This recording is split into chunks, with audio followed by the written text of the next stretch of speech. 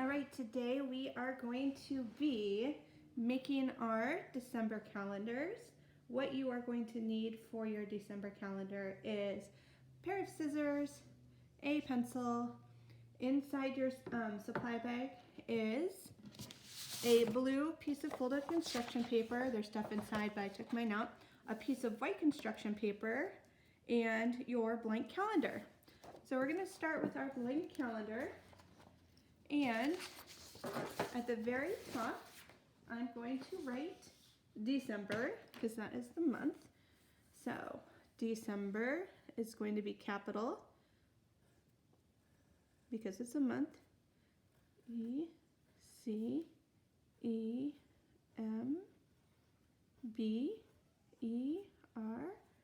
And the year is 2020. It's our last month of 2020. Does anybody know what year it's going to be after 2020? 2021. Good job. And it goes from December all the way to the beginning of the new year, which is the month of January. So the very first day of December starts on a Tuesday. So I'm going to start with my 1 here at the corner, just in case I want to write notes, special dates coming up. Okay, so then I'm going to go through and I'm going to do my best number handwriting, making sure I'm doing my numbers facing the right direction.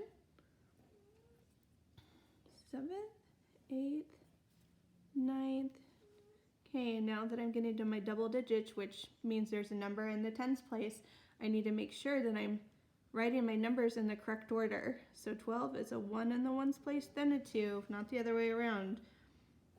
Okay, 13, 14, 15, 16, 17, 18, 19, 20, 21, 22, 23, 24, 25, 26, 27, 28, 29, 30, and then the last day is the 31st.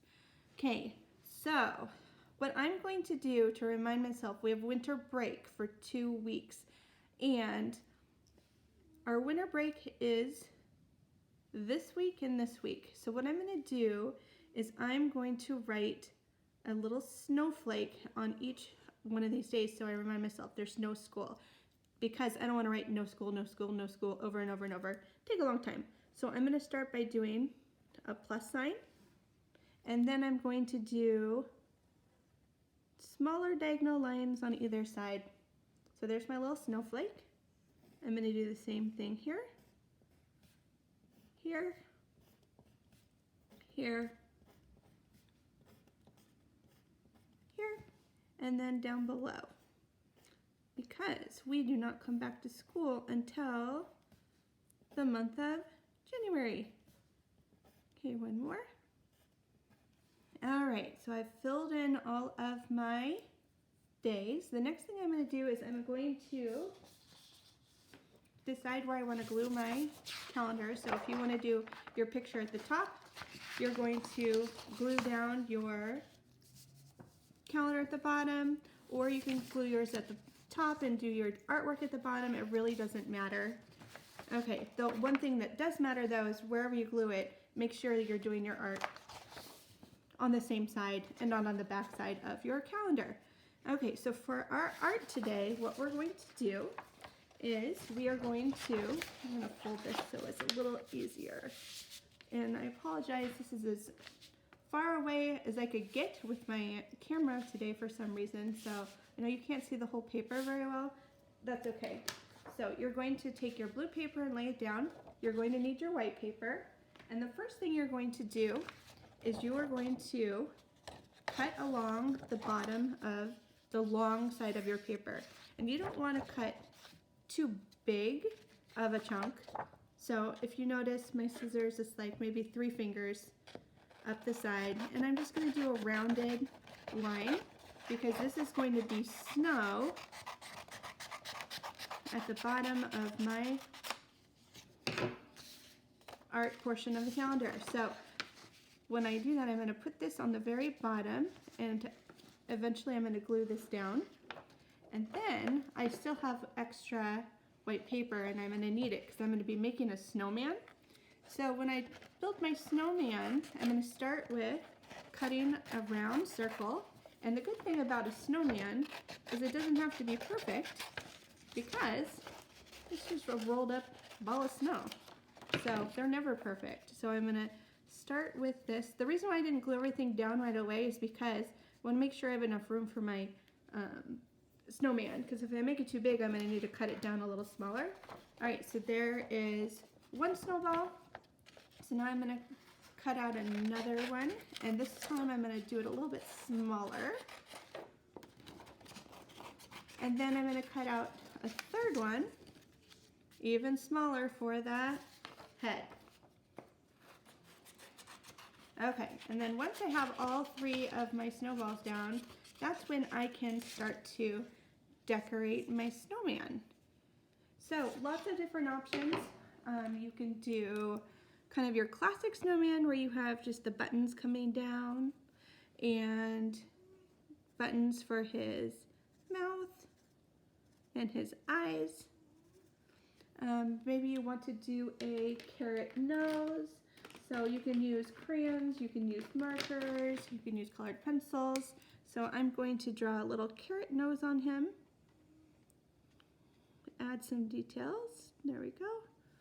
Okay, and then I'm going to grab a brown or a tan or a black.